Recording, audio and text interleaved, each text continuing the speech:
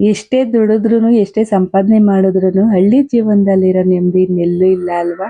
Hi everyone, ಎಲ್ಲರೂ ಹೇಗಿದ್ದೀರಾ? ಅಯ್ಯೋಪ್ ಎಲ್ಲರೂ ಚೆನ್ನಾಗಿದ್ದೀರಾ ಅಂತ ಅನ್ಕೊಳ್ತೀನಿ. Welcome to another mini vlog. So ಇದು ಯುಗಾದಿ ಹಬ್ಬ ಆದ ನೆಕ್ಸ್ಟ್ ಡೇ ಅಮ್ಮರ ಊರಿಗೆ ಹೋಗಿದ್ವಿ. ಅಕ್ಕ ಬಾವ ಎಲ್ಲರೂ ಕೂಡ ಇದ್ರು.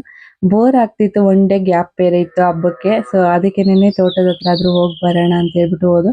ಹಾಗೇನೆ ನಮ್ಮ ಅಕ್ಕನಿಗೆ ಸಿಹಿಯನ್ನ ತಿನ್ಬೇಕು ಅಂತ ಆಸೆ ಆಗಿತ್ತಂತೆ.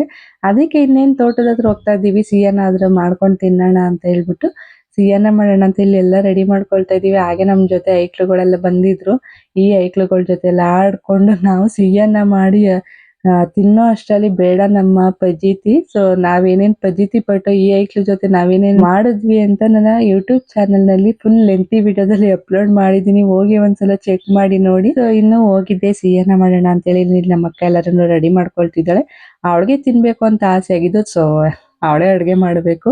ಅದಕ್ಕೆ ಅವಳ ಕೈಲೇನೆ ಸಿಹಿಯನ್ನ ಮಾಡಿಸ್ತಾ ಇದೀವಿ. ಹಾಗೆ ಈ ಐಕ್ಳುಗಳ ಜೊತೆ ಹಂಗೆ ಮಾತಾಡ್ಕೊಂಡು ಫೈನಲಿ ಸಿಹಿಯನ್ನನು ಕೂಡ ರೆಡಿ ಆಯ್ತು. ಸ್ವಲ್ಪ ಅದು ಪೊಂಕೊಳ್ಳಿ ಅಂತ ಇಲ್ಲಿ ನಾವು ಎಳ್ನೀರ್ ಕುಡಿಯಕ್ ಬಂದ್ವಿ.